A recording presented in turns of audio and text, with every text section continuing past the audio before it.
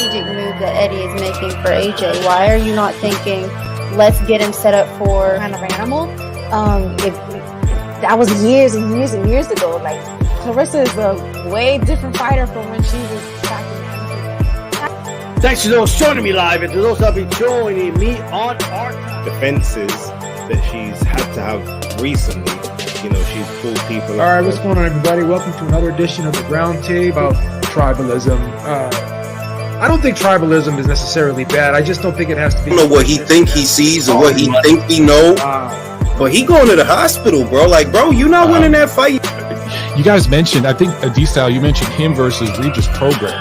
I'd love, that sounds like a... Old, I don't need you, you know, and PBC and others, in my opinion, it's like, oh, this is my guy. Like, there's a relationship. Flat out, it's tough, and we call box, and we go to the end of the round, and then... That would say, what do you mean by acting black? That's a fair question, but a participant of trash talk knows... And they're announcing a fight 3-4 months from now. And he ain't going to fight. I bet you anything. He's not going to fight somebody as good as John Ryder.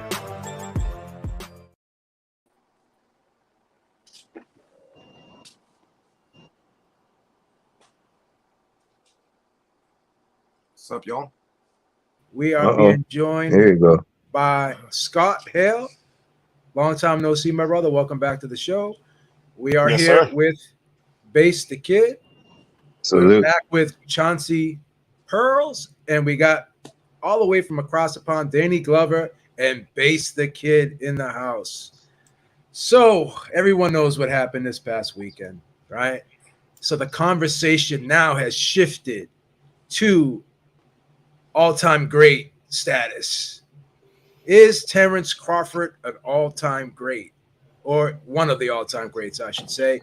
And another question that's being thrown out there is that hypothetical matchup with the TBE Floyd Mayweather. Would he have beaten Floyd Mayweather? We're going to start with you, Base. Is it too early for this talk right now, or has he still got more to do before we throw him in that category? Well, the category of all-time great, I mean, it's weird because he's a tremendous talent. He's done pretty much everything he said he would do, everything that's been expected of him as a fighter. There is an argument to say that maybe he hasn't always been able to fight the best opposition throughout all three of the weight classes, but he has always fought whoever was the guy at that particular time. So in that sense, I personally think that, yeah, you can put him up there as an all-time great. He may not necessarily be at the top of that table right now.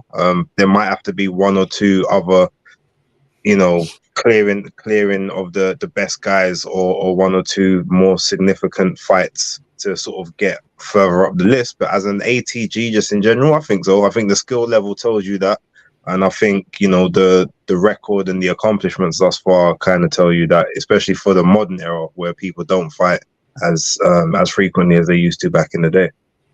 Okay, Chauncey P, what's going on, man? How are you, brother? Good, man. Terence Crawford has said that he feels he could fight in any era and hold his own. I think he could probably do more than just hold his own. What do you think, brother? Definitely. And first of all, I have to go on here live and eat my crow because I picked Spence. I picked Spence to actually win big. I was dead wrong. Kudos to Terence Crawford. What a phenomenal performance. Nothing much more I can say that hasn't already been said. Errol looked even from the walkout, he just looked a little off. And it's funny because my wife and my nephew's mom, they both said, "What's the matter with this guy? Is he high or something?" Everybody said that. I don't know if you guys saw the video of Mike Tyson handing him a box of like weed and like mushrooms and stuff like that. He probably ate all that before the fight. But in serious, absolutely, Terence Crawford could hold his own in any era. As far as beating Floyd, I'm not sure yet. I think maybe one more like a great win. Maybe beating like a young buck like a Boots Ennis or I would say Virgil Ortiz, but I don't even know what's going to happen with him if he's moving up or whatever. But yeah, I think he could definitely hang in there with the best of them of any era. And as far as what I would like to see from Crawford, I'd like to see him defend the undisputed title at least one time. Not against Spence, no rematch. That was just a one-sided ass whooping. There's no reason for us to see that again. So I would like to see him fight the likes of Boots or maybe even Stanionis, something like that. But yeah, no rematch. And if he's gonna move up, I'm sure he's gonna fight somebody for a vacant 54 belt. Tim Tszyu's there. I don't know if he wants to get acclimated first or just go straight for the big dogs there. But yeah, man. To answer the question, yes, man. Terence Crawford can definitely compete in any era. Okay, Scott. This was a 50-50 fight going in, and we've seen many of these fights hyped up like this. But one thing I can say is I've never seen such a domination like I saw. Based off of that, does Terence Crawford enter that ATG status, in your opinion? I'd say yes. I agree with Chauncey. We definitely need to see that fight again. If anything, it'll probably just be over faster. I think Crawford showed Spence the ultimate respect by not wasting 4 to 5 rounds. I think Spence probably won the first round. After that, it was over. He just ran into jab after jab. It was crazy to watch him lunge and jab and get countered like every time. And so yeah, I mean, that was one of those fights. Dude, I don't think we ever need to see that again. The craziest thing about boxing, I'd say, versus other sports, and I say this specifically because I am the casualist of fans, is that boxing's been around so long.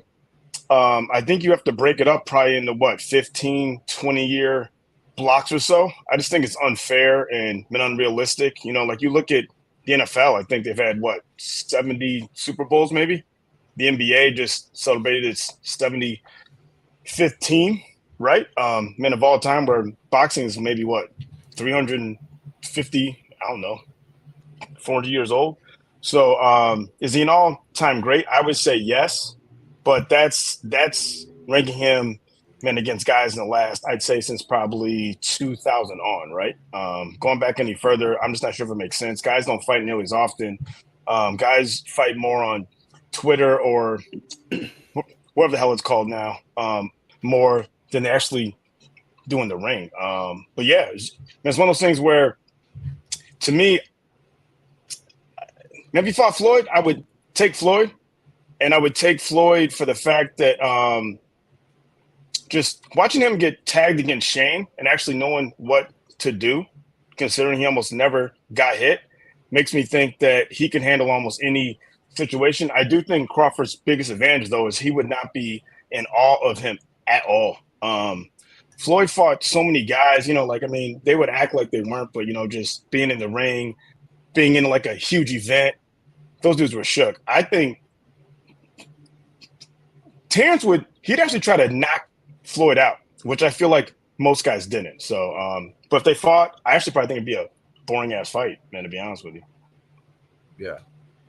D-Style, I hate comparing the eras, but every now and then there comes along a fighter where he's just so good that you have to kind of look outside the box, because I don't think there's anyone at 147 and 154 that's going to be able to beat Terence Crawford. So this is one of them rare occasions where I got to make an exception and compare him to other fighters from other eras. How would he do against Floyd Mayweather? And can we put him in that category of all-time great now? I might be a minority in this, but I believe he would beat Floyd Mayweather. Floyd Mayweather didn't have a good, guys that were fast, which Crawford is, guys that were athletic, which Crawford was, guys that were not flat-footed, like Crawford isn't, and guys that were southpaw. Plus, he can also switch hit, right? Gave Floyd all time, like southpaws give Floyd problems. So Floyd had to. He was not ahead on the scorecards after 4 rounds against Zab Judah, and the reason was the speed. He had to let in some body shots, slow him down, and Zab Judah was a head case, which Crawford is not, right? So Crawford was not going to lose his cool and composure in that fight, and Crawford, not like Judah, can make adjustments. And guys that showed up to fight and were not just there to lay down always gave Floyd good fights, from anywhere from Maidana, and I understand Floyd was at an advanced age at that point. But keep in mind, Crawford is around that age right now. That's what people need to understand. Crawford's 35 years old right now, right? He looks better at 35 than Floyd did, in my opinion. Aside from, look, Floyd's performance against Canelo was a phenomenal. That's probably the best performance of his career, and he did that at 36. So aside from that, the other performances weren't all that. He looked that good against Cotto to me, right? So I believe that at welterweight, I do believe Crawford would win. I think Crawford is a stronger of the two fighters. And other things Floyd would do, he would smother guys, use his elbow, hold them. That's not going to work against Crawford. It just isn't. He can't do he can't roll with the shots. He can't do the shell because he's going to be southpaw. Floyd he never shelled up like that against southpaws. He's going to have to use the high guard. And I don't think he would have an answer for whatever. People are calling it a jab. That's not a jab. He is throwing jabs as well, but the punch he landed it a couple times against Spence. It's the punch that was the beginning of the end against Cal Brook. That was not a jab. He lifted the elbow and shot like a right hand, right? I don't think Floyd would have an answer for that with the high guard. I'll tell you that right now. The high guard doesn't work against that. Not to mention he's got power in both hands. He's got a hook. He's got a straight. From both stances, right? He changes levels very well. Floyd never fought a guy like that at welterweight. He never fought a guy like Crawford, period. Now, in fairness, Crawford never fought a guy like Floyd. I get that, right? But I think Crawford would win. There's a couple names that I would favor, and I know it's all fantasy anyway, but I would favor Ray Leonard. And Thomas Hearns at welterweight against Crawford. But I wouldn't count Crawford out. And I when people say, a lot of boxers, when guys like Tarver, Hearns himself, guys like Roy Jones, his peers, right, legends of the sport, when they're saying he could have fought in our era, when they say that's the ultimate respect. So when Crawford says I would have held my own, and here's what always pissed me off about Floyd Mayweather, right? He never gave legend. He always shit on them, right? Well, I never had losses. I didn't lose to a lightweight like Ray Leonard did, and like all this. So he words it in a way like he knows he's never going to fight them, and it's very similar to what Michael Jordan does, right? Michael Jordan says it all the time. Look, I never played against Wilt. I never played against, these guys in their prime. I never played against them, so I can't say I'm better than them. Like, that's for the people to decide. I think Crawford knows that, right? He's not going to win any brownie points saying he could beat those guys, right? Because respect shows respect back, and I think that's why they're respecting him, right? Crawford competes in any era. You can go to the 50s, you can go to any era, and not like Floyd, he's not brittle. Floyd had hand problems, right? After the Gotti fight, he never wore those Cleto Reyes again. He wore orthopedic gloves, all right? He I'm just saying, like, Crawford, in my opinion, beats Floyd Mayweather. I will say that. I will stand by that. And if people don't like it, too bad. Danny, what say you? I believe that Crawford could hold his own at any era. And what was the other part of the question? Sorry.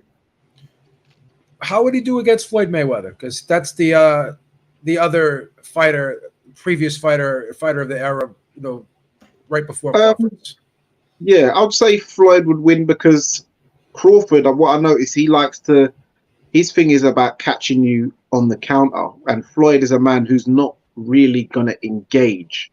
So Crawford's going to have to look for him. And when Crawford comes forward, he's not as effective as when he catches you on the counter. So Floyd's going to be looking for the pull counter, the stabs to the body, which Crawford is open to, the jabs to the body.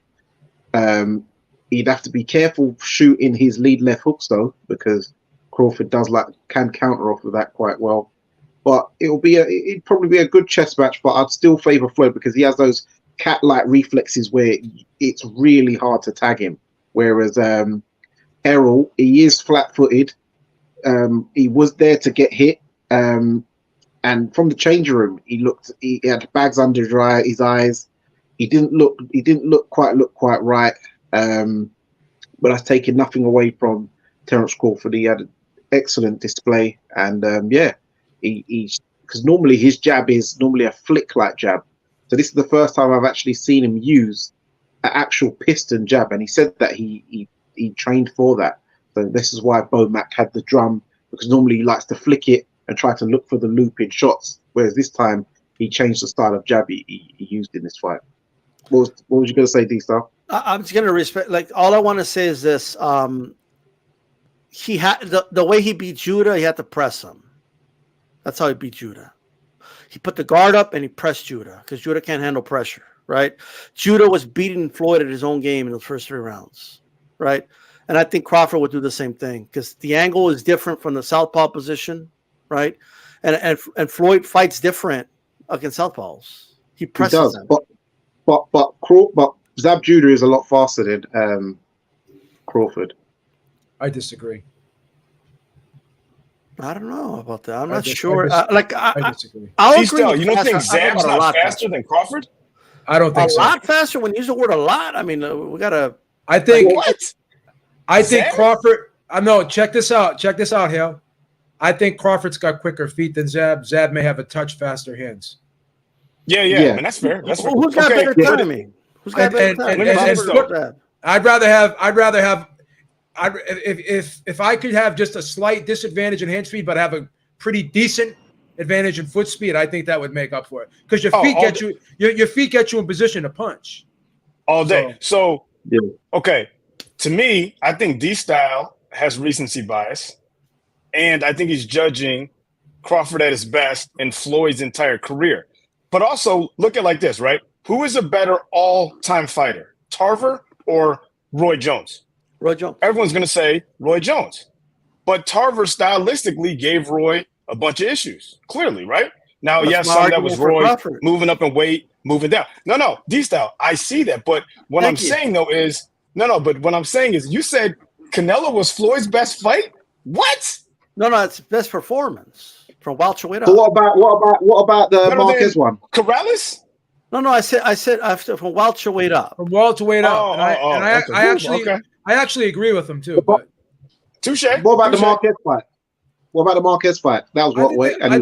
I think the Canelo fight was more impressive because he was in there with the bigger honest, guy. guys. What would Crawford do to Marquez at 147? Come on. Yeah, Marquez was undersized. That was his first fight at welterweight. Moved up 2 weight classes. And I want to just make one quick point, D-Style, real quick. I want to just respectfully disagree with you, Danny, on one thing. I think you're right about we never seen Crawford throw that type of jab consistently. But if you go back to the Kell Brook fight, he actually knocked Kell Brook out with that punch.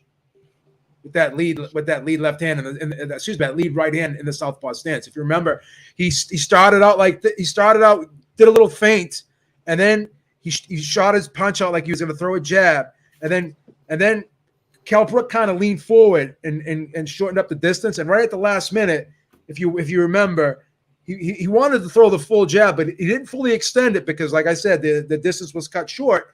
And then right at the end of it, he just turned it over into like a jab half hook, and it was very similar to what he was doing against Spence. And he always had that weapon. But I think maybe your point is you never saw him use it as much. Is that? I don't want to speak for you, but yeah, well, he only used that hook come jab arch one once on Kell Brook. He didn't use that throughout the fight. Well, that's what I'm saying. So yeah, I guess the point I'm trying to make is he always had that, but he just never used it consistently. Is what I'm trying to say. But maybe that doesn't really matter because I just think look, Crawford has a lot of tools and he doesn't use all of them all the time. That was always my argument as to why I favored him heavy against Spence. But he may or may not use some of the tools he has. But what I will say is this: look, for anyone who thinks, "Oh, this guy's just hating on Floyd, he's just picking against him because he has," you could go to the vault. All right, my videos are still up. I never picked against Floyd. I always picked him to win all his fights, including the Canelo one, right? All of them. I always picked Floyd to win. So what I'm saying is, I'm not just saying I think Crawford beats him because, and no one said this in the panel, but I just want to make sure the audience understands. I'm not just picking against him just to pick him against him. Like, I followed Floyd's whole career, and I understand how he fought against southpaws, and he did not fight southpaws the same way he fought. And to his credit, I mean, there's a reason for that. There's a reason he didn't try to roll shots, from against southpaws. There's a reason for that. But I do think Crawford, at the very least, gives him a lot of problems. At the very least, is a tough fight for him, even if he does pull it off. Floyd was a magician in the ring. Of course, he could win. I'm just saying I would favor Crawford in that fight. And the only guys I could think of off the top of my head right now, Ray Leonard, Thomas Hearns, and as much as I love the guy, I think he beats Duran. So one thing we can guarantee is it would definitely not be one-sided in anyone's favor, Crawford and Floyd. So and one last point on this too, because if you go back and you think, every time Floyd had a speed, like say someone had a power advantage, Floyd would counteract that power advantage with a speed advantage. And if someone had a speed advantage, Floyd would counteract that advantage with better, stronger, better inside fighter, better conditioning. Like with Judah had the speed, but what happened was Floyd had the better stamina, right? And he was a little bit more grittier, could fight better on the inside, and he kind of bit down in that fight, so he was able to counteract that speed. Going up against Crawford, Crawford's gritty, he's quick, he's strong, and he can punch, so he's got the whole gambit. Floyd never fought somebody with the whole gambit before. Like, if you were to break that down and you were to look at strengths and weaknesses, what category would maybe one category you could give Floyd an advantage in is probably defense, right? No, Other than that, what else? Ring IQ. I think the ring IQ and timing is very close. I think Floyd's got slightly better because remember he had a longer career, and he was a lot more deep in the amateurs as well. He's seen a lot more as a boxer than Crawford has. As great as Crawford is, he's still seen more and had to experience more. So I feel like that he'd have enough. Anything that Crawford does, it's not like, for instance, all right, both of them are immaculate, right? But I feel like there's more things that Floyd would be able to adjust to because he's seen it more or seen more variations than maybe what Crawford has. I disagree slightly, and here's why. Crawford seen nothing but guys from the orthodox stance. Where how many southpaws did Floyd really fight? So I think that can offset a lot of the experience, right? Well, you say that with D-Star, but you're also forgetting that, as much as he loves fighting from southpaw, he's an orthodox fighter himself. This is the first time I think he's ever fully just been disciplined enough to stay southpaw the entire fight. He likes to try different things. I agree with that. I think you may be right. But I in a Floyd fight, I do think he would be switch hitting throughout the fight because Floyd would have to be switching his stances, right? And I do believe Crawford would use that tactic against him. Just my opinion. Also, I think Crawford's got. I think he's not Crawford. So I think that Floyd's got a bigger reach advantage. As much as Crawford's got the gangly arms as well, I think he's got the slightly higher reach. So it would be more difficult for Crawford to get on the inside or to even maybe land that jab timing wise compared to Floyd. But either way, it would be a tremendous fight. And one also, more thing. And also one thing, sorry. You guys are talking about, all right, that Zab's got the hand speed over Terence, but Terence has the foot speed, but Floyd has the hand and foot speed over Terence. And I disagree. I don't know about that. I disagree. I think they're about Zab, because Zab was quicker than Floyd. Zab was quicker than Floyd. Yeah. Yeah, Floyd was just a much better fighter than Zab. But Danny, here's the thing. So many times, we'll say one guy's faster than the other, but it's close enough to have there's an argument to be made for either guy because you never know until they're in the ring together. Because there's been times when I said this guy's faster than that guy, and then they get in the ring together, and I was off. So yeah, look, I just see things that other fighters did against Floyd that I feel Crawford could at the very least do a little bit of. I think Crawford could do a little bit of what Castillo did. I think he could do a little bit of what you know what I mean of what Zab Judah did. He could do a little bit of what a lot of guys did against him, right? And D-Style, that's a great point. But okay, what weaknesses does Crawford has? right? Who has he struggled against? You don't think Floyd couldn't do any of those things as well? 100%. Like I mean, I'm not obviously, you know what I mean. But and here's another the only thing too. pulpit here is Floyd, though. You know what I mean? Like so I'm looking at how does this dragon get slayed, and I'm just saying that I think he could do it. So I understand that my point of view is very Crawford centered. Like I get that. Yeah. But just one last thing I wanted to say was this. It's really quick. A lot of people's perspective would have been different if Bob Arum didn't protect and I love Manny Pacquiao, but he delayed. Like that was a passing of the torch fight that should have gone to Crawford. Crawford would have beaten Manny Pacquiao, all right? And he would have done it. Like he would have shown Floyd how you beat Manny Pacquiao. That's all I'll say. Oh, and to I guess to counter that, look, we can't actually put that one on Bob. It was Pacquiao's team that didn't want that fight. Bob actually tried to make that fight, and Pacquiao's team said no. So that wasn't to do with Bob. So I know sometimes it is Bob's fault, but that's not one of those times. Yeah. That's gonna be a suicide mission. I don't blame him. Yeah, two quick things before we pass it on. So I did do a poll on Sunday. 150 people took part in the poll, and 70% said Crawford would win. But again, that could be right after it's right after the fight with Spence, whatever. And a lot of those people are probably younger fans, whatever. But and also too, one last thing to consider, Floyd was very brittle. He had very brittle hands. He had hand problems. He had shoulder problems. He had some injuries. I don't think I've ever seen Crawford have an injury. I don't remember Crawford ever pulling out of a fight or ever reporting having any type of serious injury in his whole career. So this guy's like an Iron Man, you know. So seeing him in the weight room, deadlifting 500 pounds, squatting 315. I mean, this guy's a specimen. So. Yeah, Floyd never pulled out of fights then either, injury or not. He postponed the Marcus fight. Yeah, he had a rib injury with the Marcus fight, but he's had hand problems his whole career. Is what I'm saying. So he's always had. His hands were definitely brittle. And he had a shoulder problem in the Castillo fight, and he's complained about it before. But it's a great argument. We can do a whole show on it if we wanted to, but let's move on. So before we move on to this next topic, I'm just gonna say full disclosure. I think Errol Spence should retire. I don't think he should ever fight again based off of what I've seen.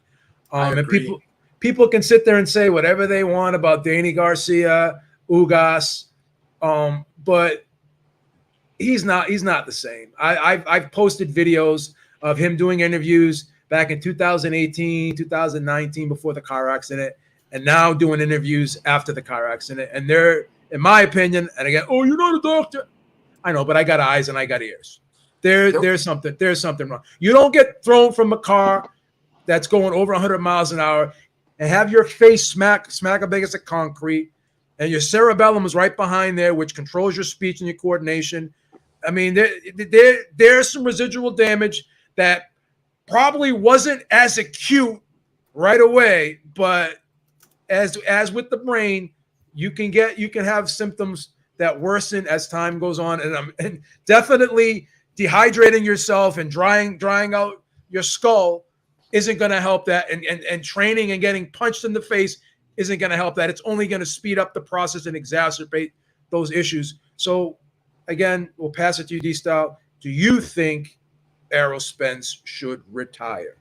Well, that's the big question, right?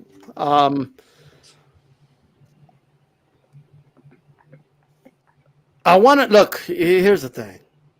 I want to say yes, based off of what I saw, how he looked after the fight, given what we know, and look, we know about the car crash. We've seen it, like that footage of it, right? We've seen the damage he took.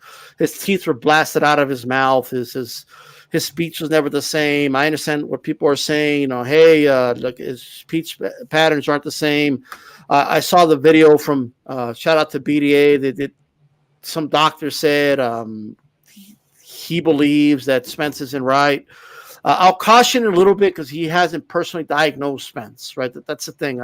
I want to see him get diagnosed. I want to see some real testing done, right? Like that's what I want to see personally. Now look, at the end of the day, I'm going to say, look, I want to say yes, I do. But I got to be honest, I just don't know.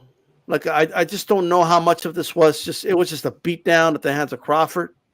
Because I know what people are, oh, look how he looked. He always looks like that. You know, the eyes and like ever since the car crash, he's always looked like that to me. One of the reasons I thought he might have some issues with Ugas was because I felt there was some issues there, like some taking time, like even in the Danny Garcia fight, I felt like he was taking too long to react to certain things, and but he was just so much better than Danny that it didn't really matter. The Ugas fight, he was hurt, and he had that weird moment where he looked out of it, and Ugas didn't capitalize. It was like the whole thing was bizarre to me, right? And then, of course, this fight happens, and he takes it was a complete wash. He beat him down. So how much of that is, hey, Crawford is just that good, and how much of it is, you know, Spence? It's probably some, you know, I hate to say it in this form, but damaged goods. And I just think someone needs to diagnose him. A professional needs to diagnose him. And if he's already been diagnosed, then it is what it is. But I just don't know. Like, I found it weird how they were checking on him. If you remember, like the doctor, after a couple of rounds, like I found that weird. Like he had no cut or something, you know. And then they did it right when the round ended. And I'm like, what, did they know something we didn't know? Like, what's going on here, right?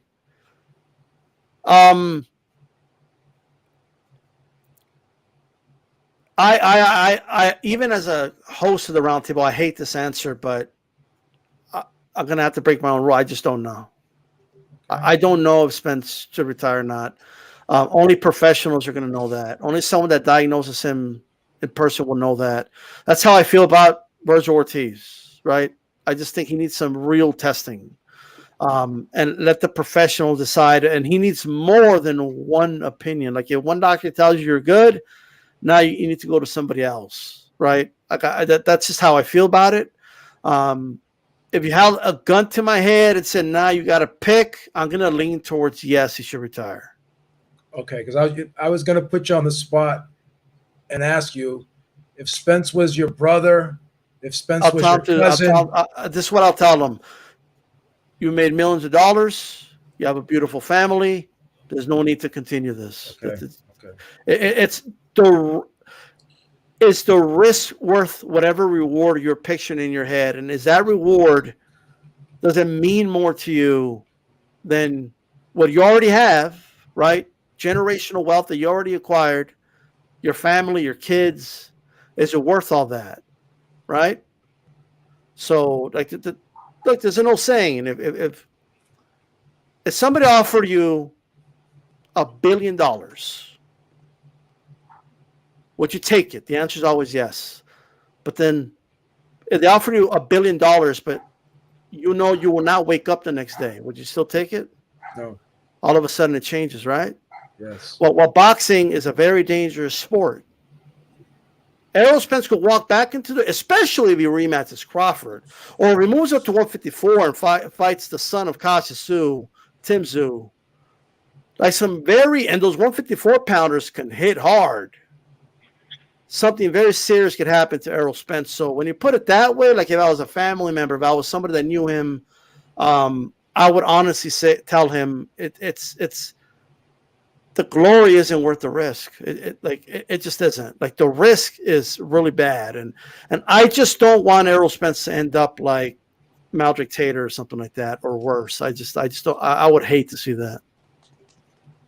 So I gotta read this comment here. Blood says the Mayo Clinic cleared Ali back in the day when he was not right. And Blood must have read my mind because I was going to talk about this. There's actually video footage when Ali, they asked him to have his take his finger and touch his nose, and he couldn't do it. He was missing it. I don't know if anyone saw that video. And then this was before the Holmes fight. And then he's trying to, you remember this, Base? Yeah, and he's trying to hit the speed bag, and he's missing the speed bag. And they still let him fight. And again, I know it's a long time ago, but I just don't have faith in the system. I think money trumps everything. Danny, am I wrong here? I mean, should we be concerned for Errol Spence right now? Yeah, there is cause for concern. I noticed when he was running, a video of when he was running, his knees look bad because he runs very stiff now.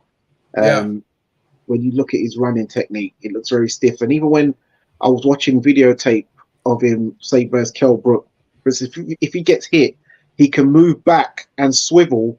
And even when he punches, he can throw combinations. Now, it's like he's always overextending himself to loop in a hook. Whereas before, he could throw a lot through the middle. But I don't know, something's happened to his body. Like, fair enough, he may have not broken no bones, but how many muscle tendons and ligaments may he have ripped inside? They haven't said about that.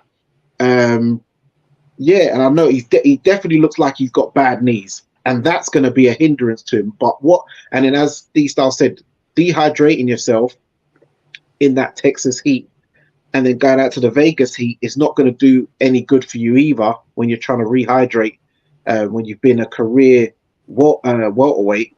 But what I think he probably would look a bit better at 154, and he could probably beat Jermell Charlo because he probably already beats him up at, in sparring, I've heard. And also another thing, I think he's good enough. If he went to 160, he could beat a couple of champions there, like Erislandy Lara. Errol Spence will beat him. There's another champion called Vincenzo something from Germany, based Gutierrez. He'd be good enough to beat him as well. So yeah, but I wouldn't fight at 147 again. I've seen he's put on his Instagram that he's 154 pounds now, so maybe that will help. But I can definitely see that his body has been compromised via that car accident. I think some of it, like maybe his hips and maybe some of his muscle tendons, are not 100% the same as they used to be because he's not as dynamic as in movement as he used to be able to. But I still think he's good enough to. He was good enough to beat all the other welterweights out there. He just wasn't good enough to beat Terence Crawford. So, Danny, you mentioned tendons and stuff like that, and he wasn't running the same. And other people were mentioning his movement, his balance looked off. And I talked about this condition that I did some research on called dysarthria, and it's damage to like the cerebellum, and the cerebellum is like right here, right in back where the mouth is, and he smashed his mouth. So again, this is just speculation. In my opinion, he could have hit his mouth so hard that he jarred the back of his head where his cerebellum is, which is responsible for coordination, right? Could have had some lesions on there, and maybe at the time they weren't as acute as they possibly are now, and that's why I think he looked kind of spacey, and his movement wasn't what it was before, early in his career. And like I said, he's running differently. These are all coordination things, which is controlled by the cerebellum. So again, this is just pure speculation on my part. He could have, just some level of dysarthria, in my opinion. It's possible. That's all I'm saying. I'm not diagnosing him. I'm not diagnosing him. Yeah, possibly, because even during his workout, Base brought up the fact that when he got caught with the pad by Derek James, and he just looked like he just froze, and then just thought, instinctively, let me put my hand there. He didn't actually shift like how he normally would, or how a fighter normally would. But people saying just because of one beatdown that he should retire, I wouldn't agree with that, because we've seen many high-level beatdowns throughout history. We could go through Winky Wright dismantling Trinidad, Bernard Hopkins dismantling Trinidad. We've seen Jack Johnson dismantle Bob Fitzsimmons. We've seen Jack Dempsey dismantle Jess Willard. We've seen Hearns take out Duran in very quick fashion. The same Duran that went up to middleweight and gave Hagler still a stakeout.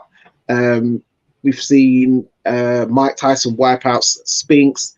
You can go through the annals of history and seen high-level fights where one guy just got dismantled or just got blitzed out. So, yes, people are living in the present moment now, where Errol is the current guy who's just got dismantled. But that doesn't mean that that means that it's all over for him. Because as I said before, I think he can win a belt at 154, and I believe he can beat at least two of the champions at 160. Two differences real quick, Danny, before I pass it to Base. None of those guys got thrown from a car going over 100 miles an hour, and at the time, those guys weren't speaking funny at the time, and they weren't walking and moving funny at the time. That's just my opinion. Again, respectfully. Base, what are your thoughts, man? If you're in Errol Spence's close circle, what do you tell him to do? If I was in his close circle, I would literally just say, make sure if you carry on, number one, it's what you really want to do. And number two, like, make sure that there is no room for error. I personally would say, look, do you really still need it? Like, what's left for you to achieve? Because ultimately, he's never going to get to be undisputed. Because he can't do it at 147 because the Crawford's there, and even if Crawford moved up and he stayed there, like, there's issues in that division for him. At 154, he'll never get the opportunity to do that, because even though Charlo will likely move up to 160 and vacate, Crawford will just follow him up there. And then there are guys at 154 that can possibly prevent him from being able to realize the undisputed dream. And same if you went to 160. So outside of like one or two really big money fights, like, his level of accomplishments aren't going to be maybe what he would have envisioned or what he thought. Because I guess in this era, like, before it was the O era with Floyd, this era is the undisputed era. And him not being able to accomplish that, in my opinion, moving forward, maybe the incentive to carry on is not as great.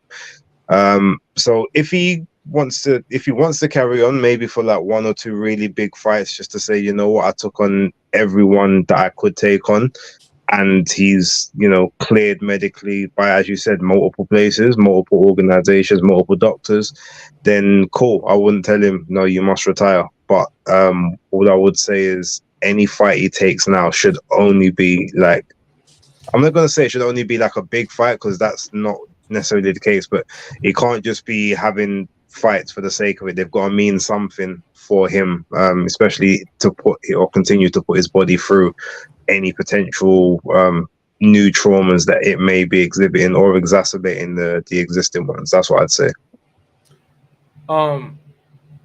Yeah, the only problem with that, Base, is like the only big fight that would be there for him when he moves up is Crawford, because Crawford's going up there again, or Tim Tszyu, and those are. Well, no, I mean, theoretically, remember they was gonna do the Keith Thurman fight at 154. So yeah, Keith is still in his generation. He's the only guy he never fought. Now that neither of them have a belt, there could be that could be an idea. But there could be, even if it's not that, like, you could go up there and say, okay, I can win a title. At least I can be a 2-weight champ. But it's still got to mean something. You know what I mean? Like, him versus Brian Mendoza, I think, would be fairly comfortable. He's the interim WBC champ, so he could win that belt up there. Yeah. And there's others when they eventually get split off, because they will fracture at some point. But yeah, if, like I'm saying, if it's just about getting another belt and saying I was 2 division, or maybe getting up to 60 and saying, well, I was a 3 division champ as well, never undisputed, but at least I accomplished these other things, cool. But I'm just saying, if he's gonna carry on, it can't just be because I love boxing, because it doesn't seem like he doesn't seem in that space where that's the case. You just got to be, like you said, checked out thoroughly to make sure that at that moment he's in as best shape as he can be, and it is safe for him to carry on. Scott, I know you're about the business, man, but when does health come before the business, or does health always come before the business? Always. Not just to mimic what Base and D-Style said. If you're basing it just off this last fight, I'd say no, he shouldn't. I just feel like he fought a better fighter that was probably always going to beat him, regardless of when they fought. I didn't think the beating would be that bad. But from the standpoint of what's his goals, right? Because if he's gonna chase belts or legacy fights, that means he's gonna end up fighting the most dangerous people in the sport. And I mean, he didn't move laterally at all the entire fight. I mean, he just fought in a straight line, and he could not measure distance whatsoever. And he was lunging, throwing his jab. He looked like he was a baseball pitcher, and he's getting tagged every time. And like that's just disturbing to see, right?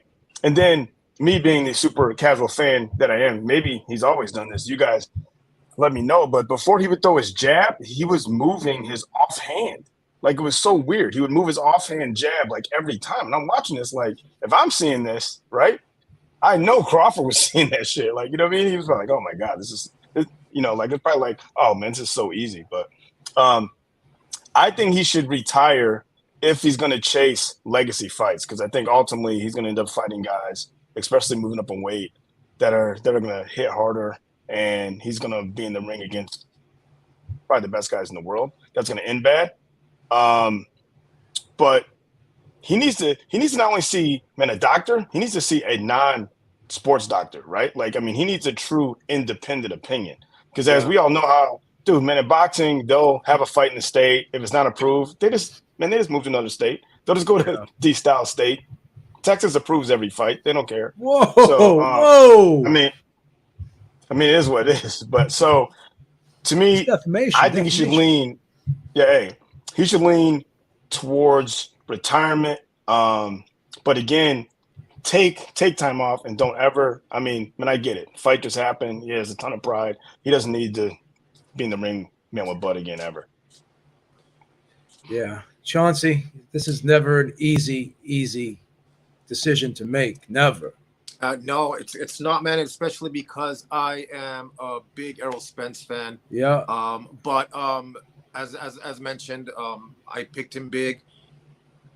And I think I know what D-Style is talking about, because I did see a video of a neurologist that did a video saying he was doing like comparison videos on before the accident, you know, interviews of Errol Spence before the accident, and then interviews that he did after the accident. And there was definitely a difference. And he was stating that, like, not only is that like could that be consequences of brain trauma, but also dementia. Of course, he needs to get tests and looked at by a specialist, a neurologist, to be able to determine if indeed he has these damages to his brain and his cognitive whatever thinking and reflexes, whatnot. But I think that this beating was just so hard to watch, and it was so bad that it's not only going to take away something from him physically, but psychologically it must also put a detriment to him. So if I would to advise him, I would say yes, retire. He's already won belts. He's made a ton of money. There's nothing else to prove. What's he going to do? Move up to 154 where the guys are bigger, they hit harder, and put himself in danger to having something worse happen. You know what I'm saying? So I think the beating that he got with Crawford, I think that's gonna change him as a fighter and even as a person, man. He left a lot of himself in that ring. But I would advise him to just call it a career, and if not, man, maybe do like a farewell fight in Dallas with an opponent that is not as dangerous, maybe at 54, and then call it a career, man, and that's it. But yeah, that's my answer, guys. And I just want to say, guys, really quick, thank you so much for having me. I have to get going. Me and my wife are looking at a property, man. We've been having such a hard time finding a home here in California. Wish us luck, man. And I do wish you luck. Good luck, man. Yeah, thank you guys for having me. And man, anytime, brother. I'll check out the show. And again, thanks to Sal, thanks Beep, thanks to everybody. Everyone, take care. All right, man. Have a good one, man. Good luck. So this next topic is a head scratcher to me, man, because it's, Devin Haney has talked about moving up to 140, and it seems like he is going to be taking on Regis Prograis for Regis Prograis WBC junior welterweight title. But he also asked the WBC if he could hold on to his title at 135, and they said they're going to make him a champion in recess. So he seems headed to go up to 140. Seems headed to take on Regis Prograis for his title.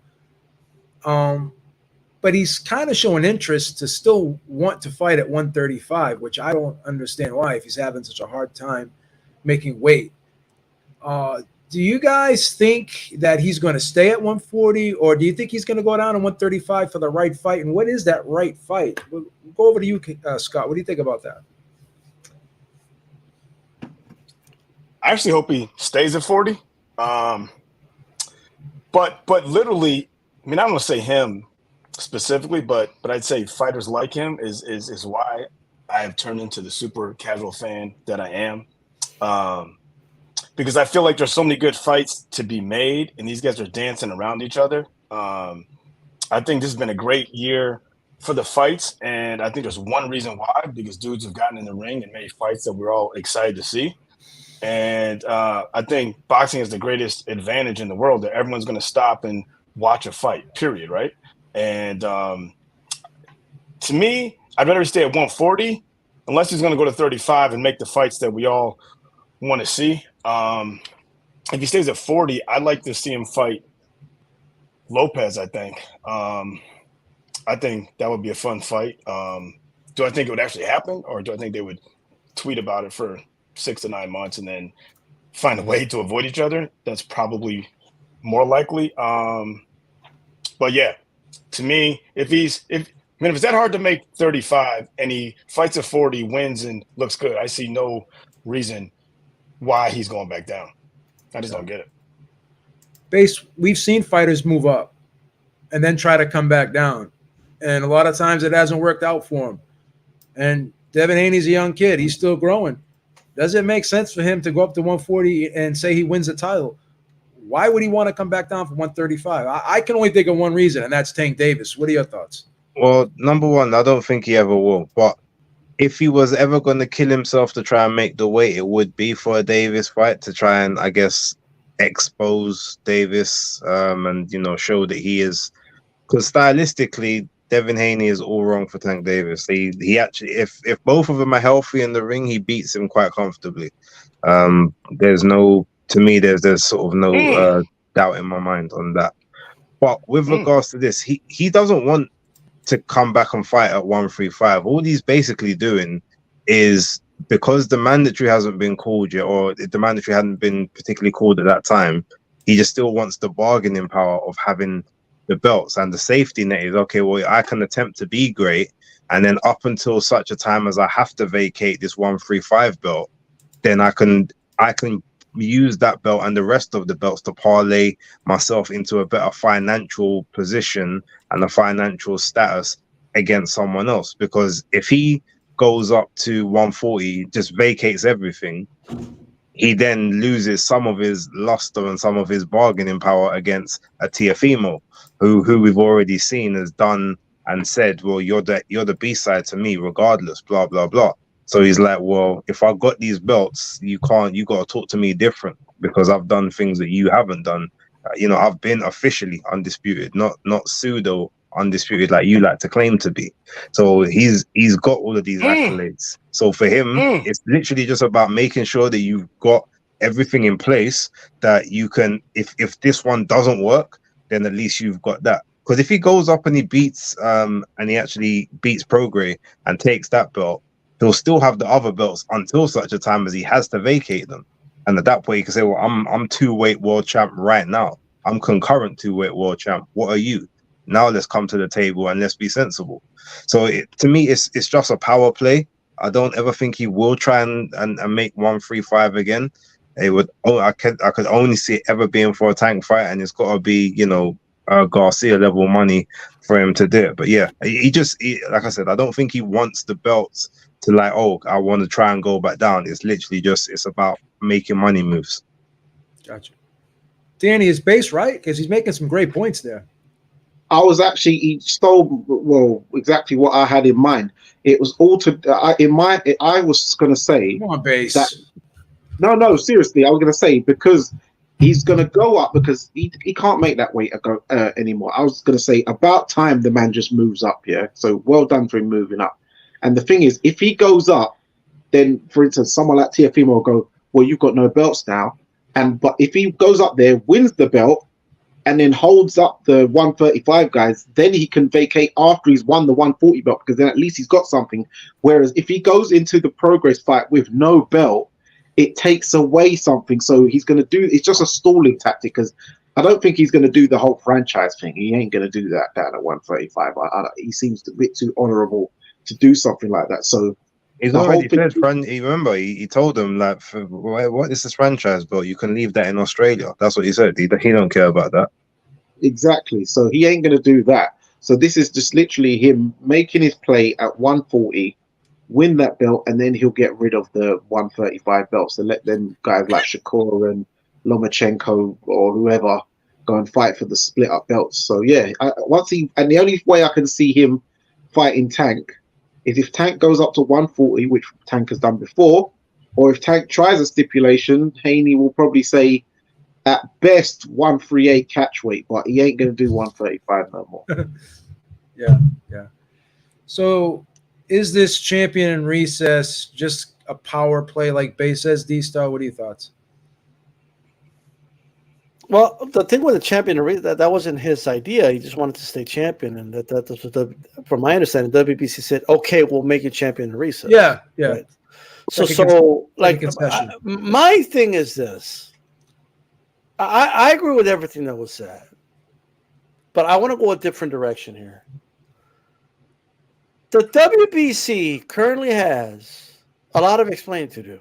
You have a dude at 160 pounds that hasn't fought in over 2 years. He's getting slapped around by Caleb Plant. That's your champion? He's pushing all the security guards. He's walking around like his shit don't stick after he got slapped in the face, all right? Wearing leather pants and leather suit. I don't know what that's about. But whoa! Right? Something's going on. His brother's disowning him, saying, hey, don't, I'm not that dude. That's why it sucks being a twin, he said. Imagine your twin brother says that. You know, sometimes it sucks being a twin because people think I got slapped by Caleb Plant and I pushed an old lady. That would bother me. I wouldn't like that. How the hell are you going to be telling? How could you look at Devin Haney in the face and be like, so you're going to go fight Prograis? Well, how? We're going to make you champion of recess. Why the fuck haven't you made Jermell champion of recess? He's not even fighting. Like, I don't know what the hell's going on. The WBC is the most inconsistent of all, and they're all inconsistent, so it's saying a lot. They're so inconsistent. Mauricio makes it up as he goes. This shit's embarrassing, all right? I'm just saying. And they're not going to ship the guy unless he says, I'm moving on, right? Yeah. The fact is this. Devin Haney gets big purses. Whether you feel he deserves them or not is irrelevant because the WBC gets a percentage out of that. So they want a piece of the pie, right? So in case he does fight at 135 again, they want a piece of that pie, right? And now they're going to get another, so you're going to have him as champion of recess. Shakur is going to be fighting for, I'm assuming maybe against Lomachencko, and then what? So is Haney not an undisputed champion anymore? Because you're going to have another WBC champion? Yeah. Right? Yeah. He's technically not undisputed anymore. Now he's champion recess. He's still got championship privileges, but he's not viewed as a champion. It's a glorified franchise belt is what it is. They just didn't call it franchise, so he doesn't lose his shit. Because he's so against franchise because the franchise was used against him, right? Yeah. Before. That's what it is. But it's a non-franchise franchise championship. Yeah. So D-Style just brought up Shakur Stevenson, and WBC did say that Shakur Stevenson will fight for the vacant title against the highest available contender, which is Lomachencko, but we don't know if Lomachencko is going to take that fight because he's not committed to it yet. He's not said that he wants that fight. But if that fight were to happen, hypothetically, and do you think it's going to happen? And if it were to happen, could Lomachencko turn the clock back one more time, Danny? Not against Shakur. No. Against not competitive? Is it competitive? Yeah, Lomachenko can always make a fight competitive, but it will be less competitive than it was against Devin Haney. because I think Shakur is able to nullify fighters more, because guys out of that gym with Bomac and Red Spikes, when you've got the guys like Shakur Stevenson, Keyshawn Davis, Terence Crawford, they're very good at nullifying the good things the good attributes you do. And because Shakur has that height, reach, length, size on Lomachenko as well, I think he'll make it look pretty easy. I don't think he'll stop Lomachenko, because Lomachenko is always able to revert back to getting on the defense mode if need be, even though he is more of a front foot pressure fighter and he can still use those angles. But yeah, I think Shakur will make pretty easy work of him. So I don't think he'll have that one last good fight. He probably has got it in him, but that's not the right opponent for him to try and apply it on, in my opinion. Yeah. So, Base, do you think Lomachenko takes that fight, or do you think he'll probably want another fight before he takes Stevenson? What are your thoughts? I mean, well, if he wants to try and be a champion again, he has to, because actually, no, do you know what? He might not. As the idea obviously was supposed to be, I guess, him being the sacrificial lamb to Stevenson, to sort of keep the belts over that way. But now that it's only going to be for one belt, maybe not. Maybe he might let Stevenson, go down the list, and then he waits for one of the other belts to become vacant and claims one of those. Because I think Loma knows at this point that his reign at the top or near the top of the division is coming to an end. And I don't know if he wants to be that guy that basically just now almost gets fed to the up and comers, or people are making their name off of him. So I think he might elect to take a fight that's a little bit easier, to as a way back for a championship before possibly either retiring or making a play back down to 130. Personally, I don't think he takes it, just because I don't think it does anything for his legacy, win, lose or draw. Quite frankly, well, it definitely takes away if he loses, but it doesn't do much for him if he wins. And again, it's not for anything that he hasn't already sort of had. So yeah, I don't think I think he'd rather take a slightly easier fight, which, to be fair, you could say he deserves, because he's never really taken gimmies. Even when in his tune-ups, he's still taken fairly good opposition. And he might want a slightly softer route back to a world title than fighting Shakur Stevenson. So, Scott, Lomachenko's already been WBC lightweight champion before, and his goal was always become undisputed. So, like Bay says, there may not be an incentive for him to fight Shakur, but I mean, he's still a champion at heart. He's still got a lot of pride. He still likes to fight the best. What do you think happens here? Yeah, I mean, fighters got a little bit. I mean, I don't know if you say it's heart, bravery, pride. Like I think at a certain point, you gotta just be a different dude to fight for a living anyway, right? So, and I think they can always talk themselves into thinking they have one more great virtuoso still in them. I wouldn't be shocked if he takes the fight, but let me ask you guys this. So if Stevenson and Davis and Haney are all going to eventually fight at 140, right? You would think. What's stopping them from actually fighting now at 35? Or are they all just going to use the excuse of moving up, I'm the A side, yada, yada, yada? Like, to me, you just saw it with Crawford and Spence. I feel like Crawford felt like he would do this to Spence no matter when they actually fought, right? I feel like Crawford was convinced. I felt like Spence was confident. Crawford proved he was right.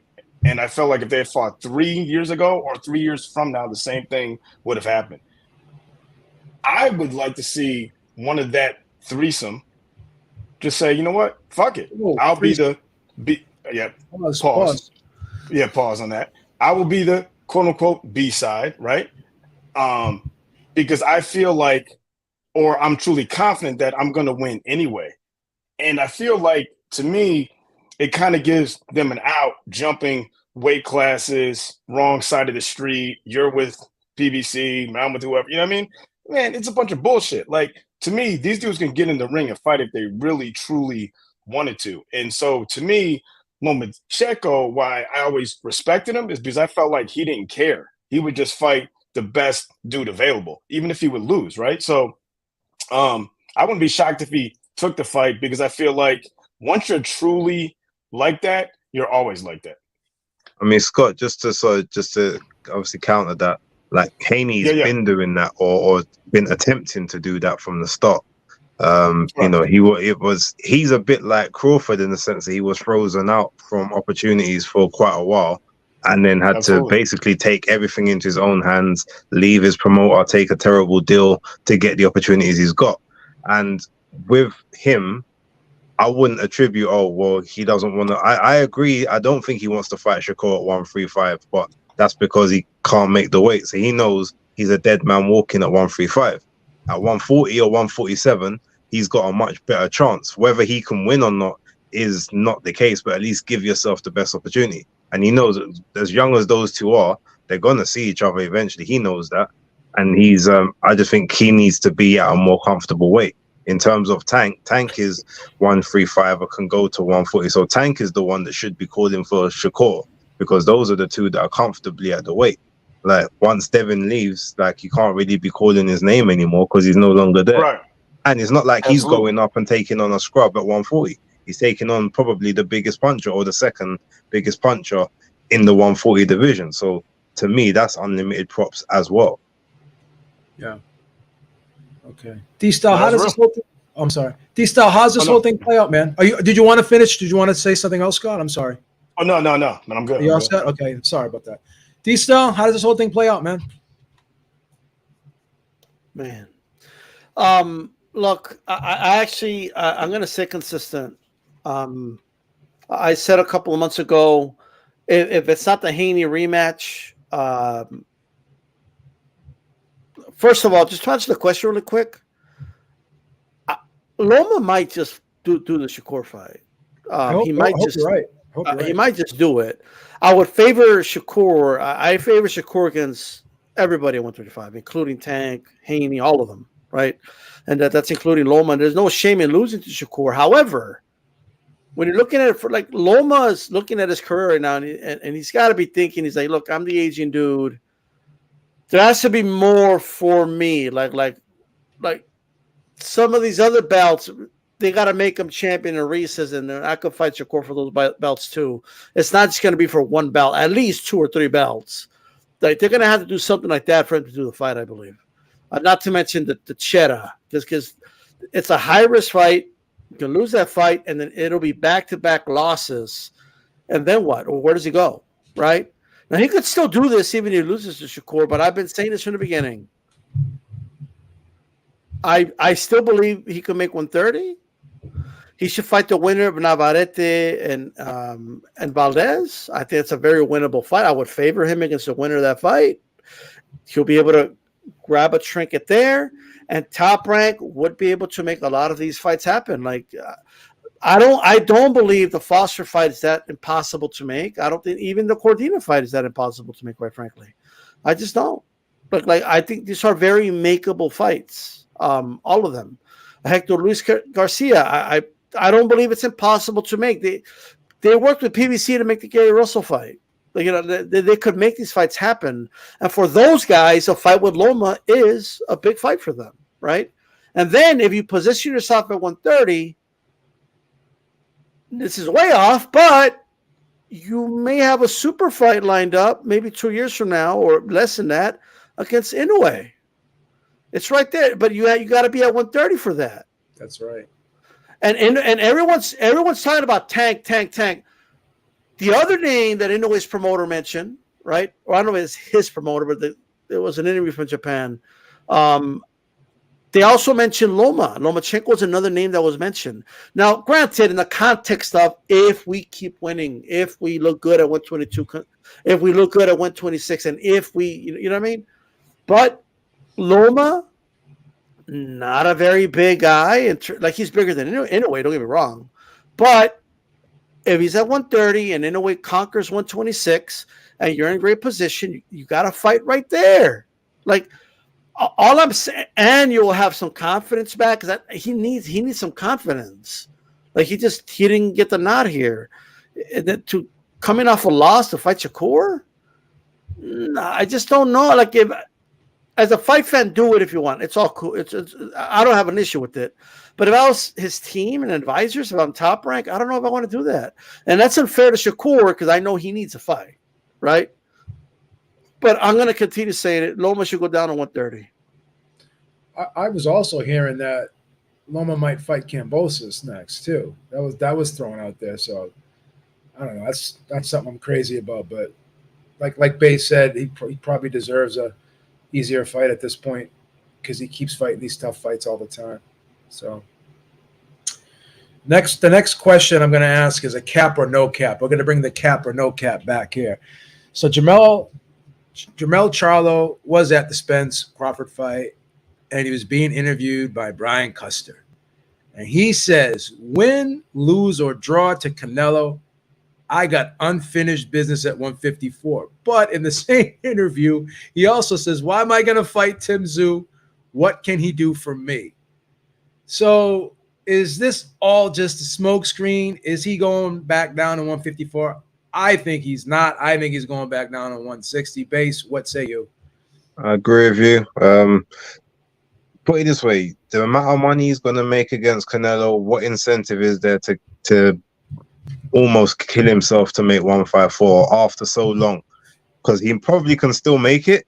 And if he was still fighting regularly, like, he didn't have the hand injury, if that actually happened, if the PBC didn't push back fight dates like 9 months from his previous fight to, for the Tszyu mandatory, maybe he'd still be in 154 shape. But he's going to naturally go up a little bit.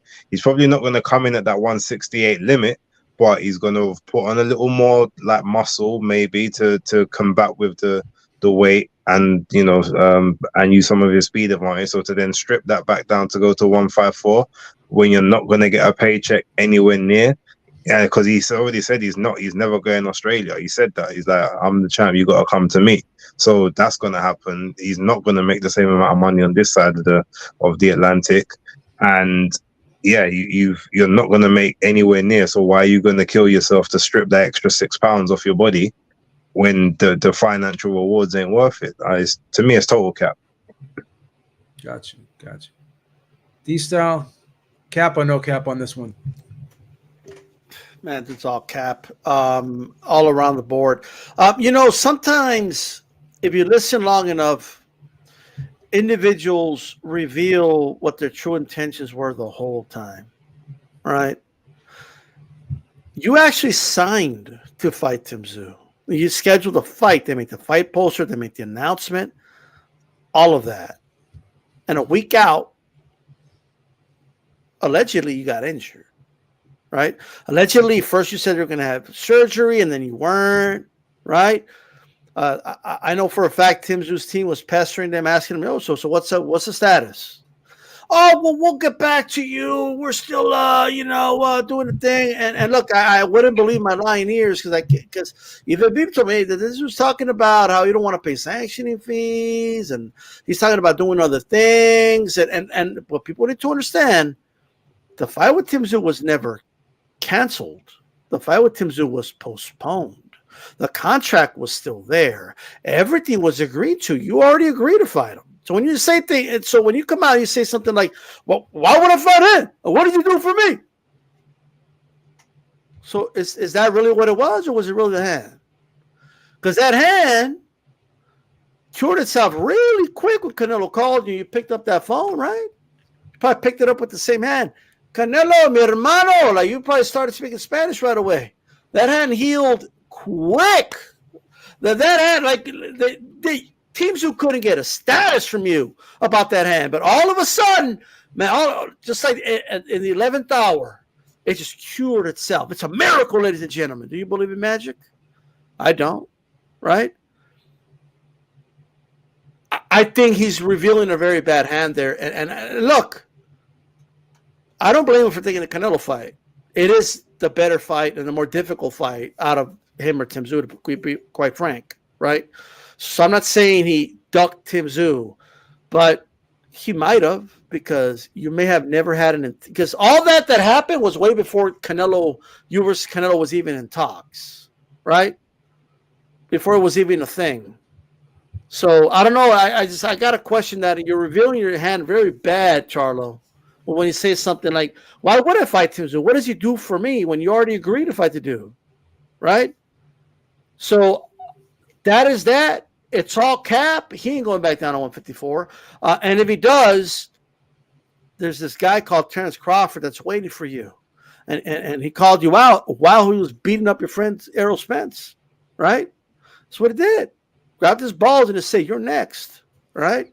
And then you guys do know, I'm sure you guys saw Crawford. He got on the ropes to celebrate.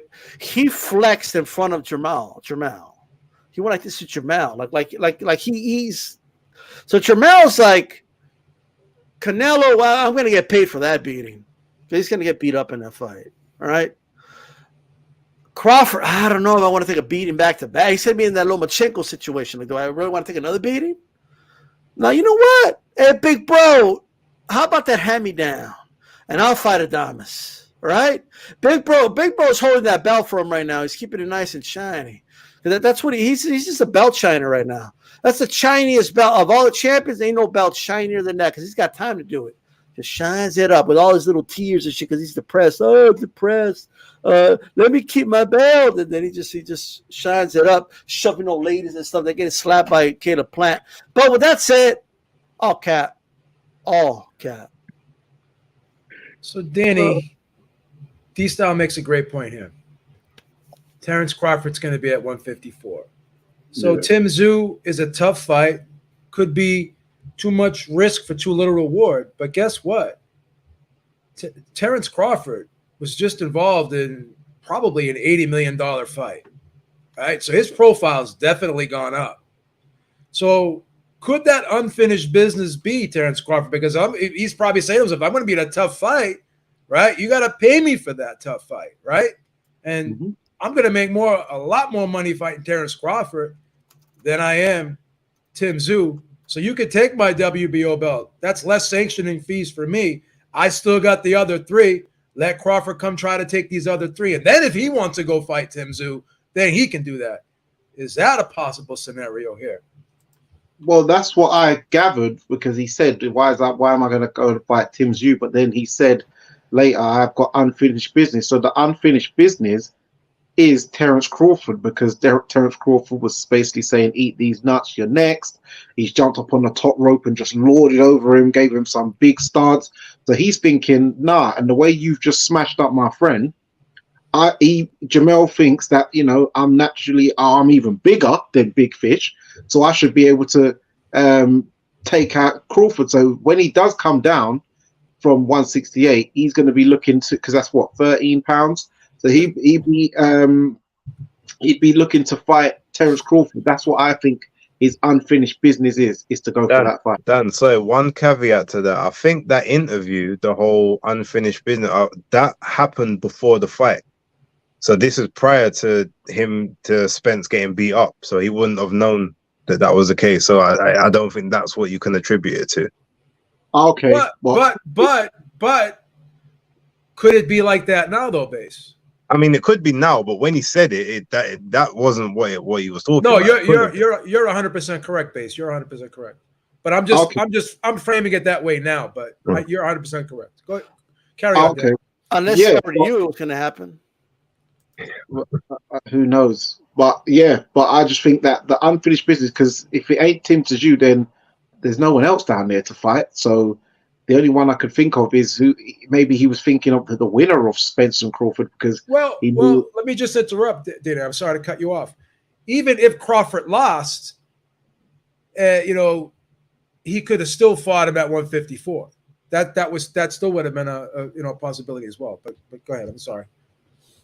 Yeah, and people was talking about even Errol moving up to 154 had he beat Terence Crawford to fight Jamel anyway. So He was always he probably did, but now I think that probably the unfinished business is going to be Terence Crawford if he does go there. But I don't really see the point, because I think it'd be better if he does go to 160 and then let Jamel go to 168, because he's looking very big himself now. You know, he got slapped by Plant, so he's gonna have to see Plant at 168. His girlfriend's gonna have to see Jamel's wife, who broke her up in the car park too. So that was a double L. Oh my God! No wonder Jamel doesn't want to be associated. He's like, hey, my side are winning because my woman beat down his woman. So yeah, I don't see him maybe dismantling himself to get down 13 pounds. He'll probably go, unless it's Terence Crawford for the big money fight, because as we now seen, Terence Crawford's profile's gone through the roof.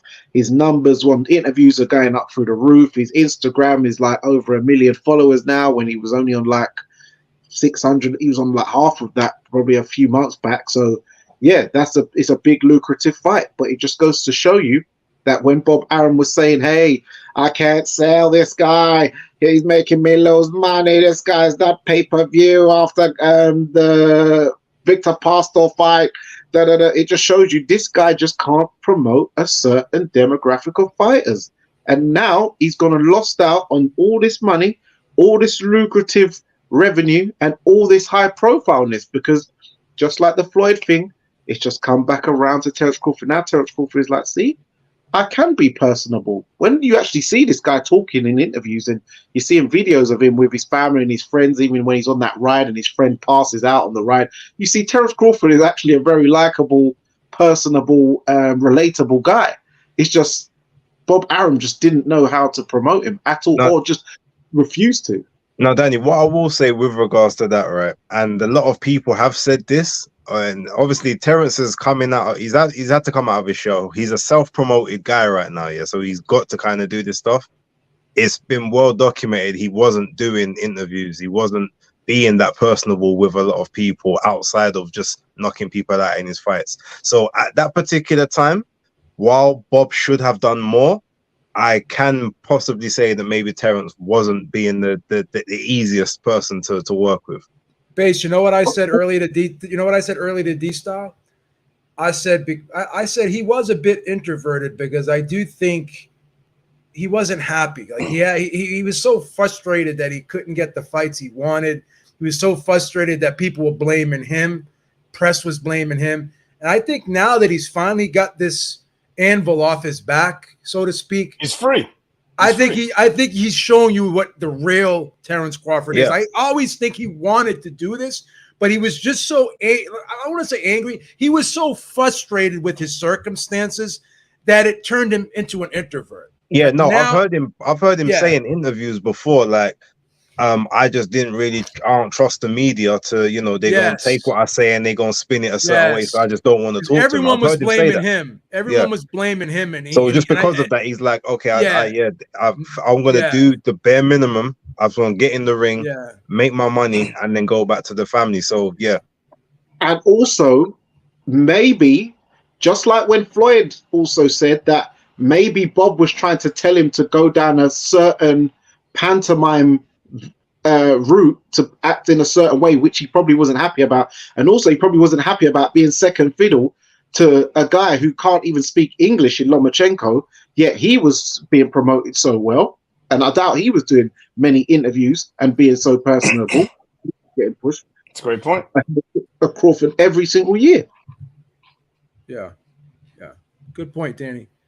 Let me just shout out Ashy Knuckles. Thank you so much, man, with the $5 super chat. Said Mel looking for the biggest payday and most meaningful fights, and sadly, Jamel is done as a championship boxer. They have different priorities. I agree, man. I agree. Hale, what do you think, man? Is your man Jamel capping, or is he telling the truth? Is he coming back down to 154? And would it be for a potential fight with Crawford? Well, a couple of things before I get to that. First of all, one of my favorite things is when D-Style sounds like Al Pacino and he goes on his rants. That shit always makes me laugh. Second of all, Danny, I agree with you wholeheartedly just on Crawford. I don't think anyone can dispute Top Rank is the best at building a fighter, right? Inside the ring for like the last 40 years, right? They know how to match make, they know how to pace fighters, they do all that incredibly well. But Bob and them are lazy at actually promoting the fighters. Meaning, like, if you're Puerto Rican, you're going to fight in New York, the fans show up, I'm a genius. If they don't show up, this guy doesn't talk. He doesn't have personality. You like the actual term of promoting means to promote. Like, it's your job to market. I spent most of my adult life in marketing. So you take the product and you market its strengths. You don't just market everyone the same and say, oh, it didn't work with him, he sucks. It's like, no, your actual job is to find the strength of this fighter. Crawford's a very entertaining fighter. He's clearly very promotable. I mean, Michael Jordan does Hanes ads and says 2 words. You know what I mean? Like, that's part of your job, right? Is to market him. So it's just funny to see some of the Top Rank people celebrating his win like it's theirs. It's almost like Belichick celebrating Brady's Super Bowl with Tampa Bay. It's like, dude, you're the reason why he's not in New England anymore. Shut the fuck up. Like, you have nothing to do with this. But that's a little bit of a sidebar. The Charlos had a hell of a weekend. Danny brought up something I was going to bring up. The whole and again, I don't like speaking on dudes, women too much, but when you get in a fight and it's all over the internet, now it's public knowledge. I mean, one of the Charlos gets smacked, doesn't do shit, and then waits for people to get in between and then starts chasing Plant. Plant looked like he was solo. Plant was so solo, his wife had to run under a garage door to catch up to him. So that was just a bizarre sequence, and the slap being so loud. Like, it sounded like there was a microphone in his mouth. You know what I mean? Like, yeah, it was like, ah! Like, literally, he smacked him like, get out there and get my money, bitch. Like that's how he smacked him. Open-handed. Like, he pimp slapped. When's the last time you seen a fighter pimp slap another fighter like that? Like, that was crazy. Yeah. But hey, Base, notice how Canelo defended himself though, right? Like, he rolled with it and like, that's what I'm saying is that looked like me getting hit leaving a bar. I'm not a fighter, right? Like, I'd be like, oh shit, this guy hit me. Then I would like react. It was so weird. The whole sequence was just so weird to me. But actually answered the question. I think it's all cap because first of all, going down 14 pounds to fight a dude that's better than you already, I think is a bad idea. I think Canelo is going to end up punishing him, and I wouldn't be shocked if he does fight Crawford, if it's not as some form of a catchweight.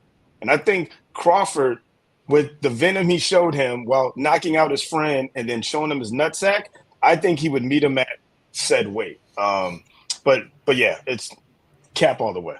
But by the way, like Crawford likes Spence. He does not like Yeah. Like, look at what he did to the guy he likes. So, Hale, let me ask you this question, Hale. It's a good point. Yes, sir. Should that L go on Jermell Charlo's official record? Should that go on BoxRec, that L? Absolutely. Okay. He should have taken off whatever belt he was wearing and give it to Plant. On the spot. Yeah, because like I said, he got smacked and was kind of like, hey, man, I don't want nothing to do with it. And then security is pushing Plant back. Then all of a sudden, now he wants to run up on Plant. I was like, dude, you're a professional fighter. Another fight. So clearly, there had to be some words exchanged previously, right? And like, you can imagine how it goes. Oh, you ain't shit. Oh, bitch ass. Blah, blah, blah. No, I'll tell you what happens. I'll tell you what happened. Okay. He was trying to break up the Charlo twins. And then somehow he ended up slapping Jermell. Wait. He was trying to be the peacemaker. He was trying to tell him to calm down. He was being the peacemaker. Oh, what? The brothers were going to fight? They were arguing. Okay. Dude, because the wives I see were... two twins fighting, I'm not breaking that up. Okay, like, so now the wives were there. Now that's on Plant. It started with the wives. The Charlos were arguing. Plant was trying to be the peacemaker. Then I guess he finished it all with the slap. I guess. So what I heard was Jermell touched Caleb Plant's beard, and he told him, "Don't do it again," and he did it again. And then after he touched his face twice. So that's why he slapped. That's what I heard. That's what Derek James said. No, what was even more funny is that Caleb Plant slapped him, And it said, don't ever do that again, boy. I was like, oh man. He slapped you and called you boy. Called him boy. Come on, Bro, man. like you're the middleweight champion of the world, even though you haven't fought in 2 years. Come on. That's what I'm saying. Dude, he reacted like a civilian. You know what I'm saying? Yeah. Like literally. Anyone that's ever been in a fight, especially if you're playing a sport and at least do a fight, because that's happened to me in basketball, dude elbows you, whatever. And like you kind of square up, you're like, man, we're hooping, we're not gonna fight. And this dude bombed on me. And I was like, oh shit. So I was stunned for a second. Then we fought. But I'm like, I'm not a fighter though. You know what I'm saying? I'm not like literally, I don't do this as my occupation. Like my W-2 does not say professional fighter. So how is he going to get smacked by another man and have no reaction? That was crazy to me to see. Crazy. Yeah. By a guy But now, I don't know how we all brought up Jermell, but I mean, oh yeah. I don't know. Well, that's because I can't. Well, hey, you know what? I can finally tell them apart now because they changed hairstyle. Yeah, they changed hairstyles. Yeah. That's probably what they were fighting over. So we talked about Jermell Charlo taking on Canelo, and he's going to be entering the ring as the undisputed junior middleweight champion of the world. But once the bell rings, he will be stripped of the WBO title, and Tim Tszyu will be elevated to full champion. So the big question is, who will be Tim Tszyu's first title defense? Brian Mendoza? Possibly Terence Crawford. D-Style, what do you think? What's a good fight for Tim Tszyu? Look, first of all, I don't get this whole like we're gonna strip him when the bell rings. Like, why are you just doing now? Like, what are we doing? You know what I mean? Like the whole thing's stupid. But it's because if they do it now, they can't sell it as undisputed versus undisputed. So it's marketing, and they've agreed to that for the marketing purposes. And the WBO's in part of it. I don't know, but anyway, he's not champion yet, but he's going to be a champion. The whole thing's weird, but nonetheless, once the bell rings, it's not going to be undisputed versus undisputed anyway because he's no longer. The moment the bell rings, the moment he's in the ring, he's no longer undisputed. So I mean, the whole thing's weird. But here's what I'll say: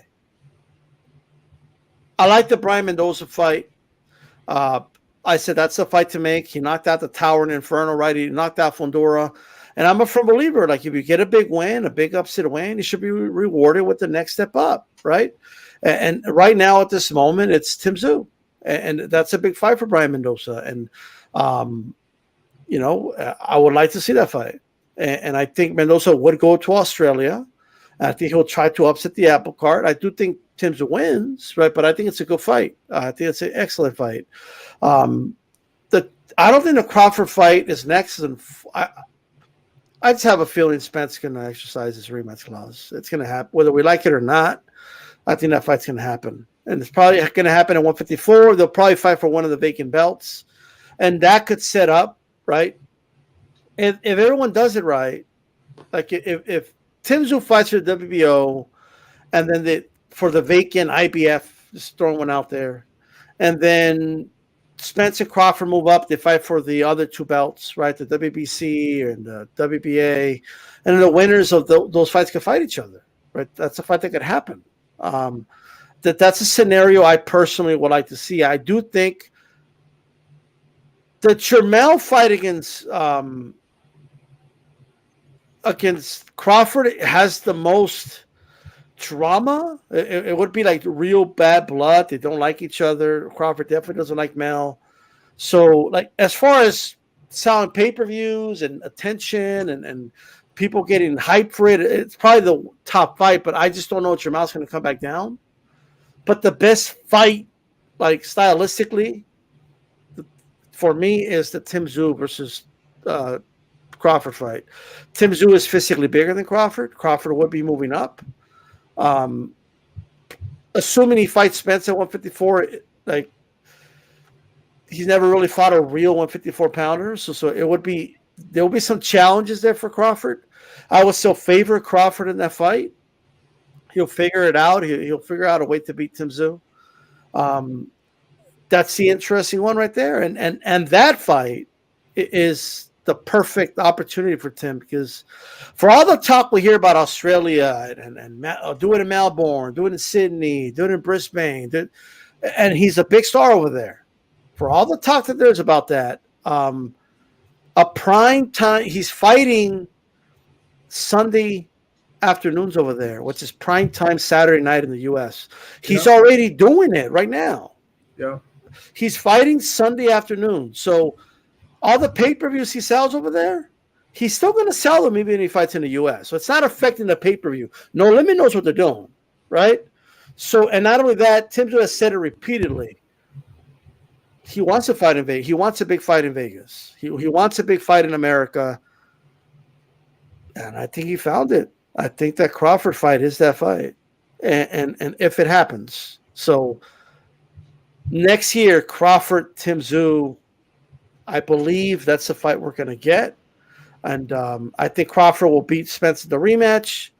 Tim Tszyu will beat Brian Mendoza or someone at that level if it's not Mendoza. And then we got ourselves an undisputed title fight if they do it right. Hopefully they don't give a belt to somebody else and then it's just a whole mess. But that should be the fight to make next year. I don't think and we all kind of agreed already. I don't think Mel will be down to 154. So what do you think, Danny? Who's a good first title defense for Tim Tszyu? Well, there's only two people I would even recommend. It's either Mendoza or Castano, really. They're the only two people I would see as feasible at the first events who would be available, because Terence Crawford is going to fight Errol Spence in the rematch at 154. They say in December, but I wouldn't think that. I don't think Spence should get in there 5 months later. That probably should be done probably in February or something. So then that'll probably be the second fight for Tim Tszyu if Crawford decides to stay at 54, which he probably would after beating Spence. But yeah, the first fight I would say that Brian Castano or Brian Mendoza, because he's coming off of good form. Castano, he just lost his belt to Jamel in the undisputed fight. So I'd say that those two are the only feasible two guys. And I think they both be good fights for Tim Tszyu, especially to make a name for himself, because yes, he's a big star in Australia, but we know that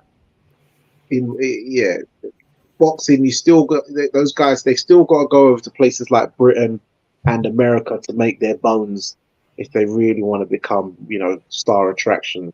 And I think Tim would be up for that because his dad did it, so he'd follow in his father's footsteps. Base, I'm going to throw a possible scenario out there to you. You tell me if I'm right. Something tells me that the Spence rematch doesn't happen, and even if it were to happen, I don't think it'll happen. I think Spence is at least going to take a year off, right? I do think Tim Tszyu will fight Brian Mendoza, but I'm going to throw a curveball at everyone right now. I have a feeling Terence Crawford will fight Keith Thurman at 154 for the vacant junior middleweight title, right? And then he'll have a unification fight later in the year with Tim Tszyu. I have a feeling, this is my opinion, and I definitely could be wrong here. I don't think that Spence rematch happens. What say you? I mean, I love how you always change the question when you come to me. I formulate my answers, but okay. Spence fight. I like to debate you, that's why. I know. Here's what I'm gonna say, right? So I've got multiple scenarios, so I was ready for you to do that. What you've just said, it makes sense, because I know for a fact that Crawford does respect Thurman as an athlete and sort of as a boxer. So that would be a good chess match for him. Like Thurman was gonna do the 154 thing with Spence, before they realized that the pay-per-views weren't gonna sell, and he had to sort of pivot back around to the Crawford fight. Now, that's a possible scenario.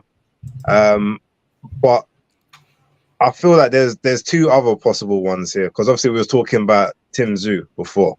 If he fights Castano, and I know this from that what was it, Broadway Joe, when he did the interview with Mauricio Suleiman, Mauricio claims that you can unify with an interim title. So if Tim Tszyu fights Brian Castano anytime this year, then technically that's now a unification. And then as soon as Mel drops the official belt after losing to Canelo, then that's 2 belts right there. You could have Crawford, then either facing Spence or Thurman, whoever, I guess, picks that one up. And then you could petition definitely for the WBA belt, because obviously he's a super champ at 147 now. He can easily move up and request that one. There, as far as I'm aware, there is no IBF mandatory at the moment. Actually, there might be a mandatory for that. No, there is. What's his name? Is it Bakram Murtazaliev? Is he the 154 mandatory? So, okay. Well, either way, so the IBF belt's out of the question, but the WBA belt, they can have that one on the line.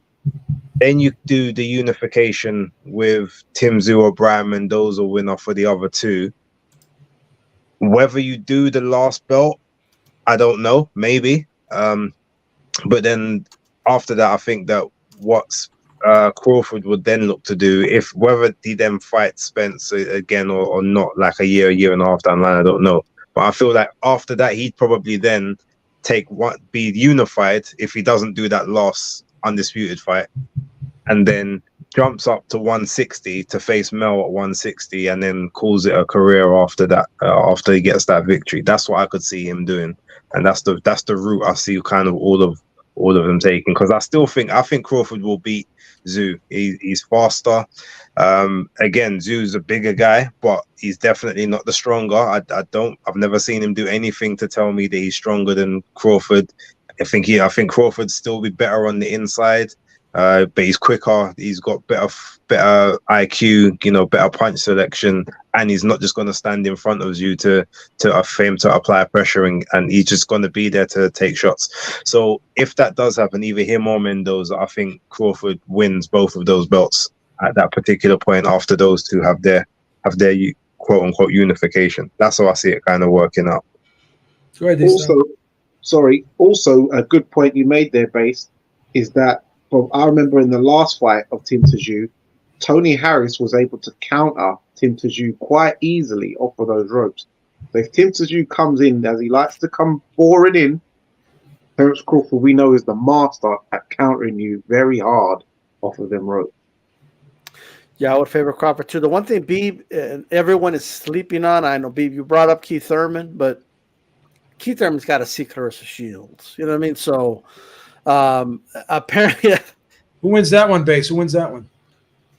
Look, as much as everyone can take the piss out of Thurman, like she needs to chill in it. Like she'll get a jaw broken like in 4 different places if she was to ever have that fight. No matter how good she thinks she is, she will get taken out, and it won't be pretty. I think you would beat Clarissa Shields. Nah, I'm not. No, not that one. She could maybe beat me, but only because I'll get tired. It win a split decision. Here's the issue I got. What's with the disrespect towards Thurman? This is a former unified welterweight champion. Beat Porter. He beat Danny Garcia. Yes, he lost to Pacquiao, but he gave Pacquiao a good fight. Like, what is it about Thurman that Clarissa Shields feels like she could like? She's targeting him. She's being a bully because she knows that he can't actually do anything back. If he what's he gonna say? Or like chill before I break your jaw. Like then obviously he's a woman beater. So he's in a no-win situation there. So it's just her picking on low-hanging fruit. You know what? You are right because she is putting him in like in a weird lose-lose situation because he's either going to come off as a bully, so like who are you talking to a woman like that? Imagine, let's say he fights her, right? He's in a no-win situation, even if it's a sparring session. Like he's in a no-win situation. If he goes out loud and knocks her out, oh, what the fuck's the matter with you? Like, she's a woman. Like he's going to be the worst person on earth. Right? We'll never see Keith Thurman again. All right? Okay, like Pierce Morgan will have him on the show. It's a woman. Why'd you do that? Like you know what I mean? But if he holds back and she lands a couple of punches, he was getting worked. Oh, look, she worked him right there. She landed a 2-piece on Keith Thurman. He is literally in a lose. There's nothing he could do. He should stay away from that situation. Right? Just stay completely away from it. Completely. If I was Keith Thurman's got money. You know what I would do? Hey, Shields, tell you what, I'll pay whoever's ranked number 200 at welterweight to fight you. And if you beat him, I'll fight you. That's what I would do if I was Keith Thurman. Well, I see Clarissa Shields is putting out videos of her sparring, hitting guys, and landing some Oh, bombs. they're holding back, bro. Yeah, I know they are. She talks about that she sparred Errol Spence and she sparred Terence Crawford. I'm like, come on, stop saying it like that. It was a real spar. These guys would hurt you. Beat Taker. Yeah, it's silly. She needs to stop. I'm waiting for. Maybe I'm waiting. Maybe I'm gonna. The last thing I'm gonna say. Maybe I'm gonna keep waiting. I'm still waiting for her to come out and say, "Guys, I'm just joking. Do you really think I could beat Keith Thurman? Come on, guys. I was obviously joking." I'm waiting for her to say that. She believes it. He's an idiot because it's just because Keith Thurman's his personality is not he's not going to check her aggressively or he's just that kind of he's just a happy-go-lucky guy of why Keith, why my feet ain't flat, like he's a comical guy, isn't it? So he's an easy guy to target, really. So yeah, it's I don't rate what she's doing at all. Yeah, they'll probably do an exhibition. All right, guys, that'll do it. Thank you so much, guys, for joining us tonight. Thank you, the panel. Thank everyone in the chat, man. And we will see you next week. Everyone have a great day. Great night. Have a good one. All right, guys. Left up.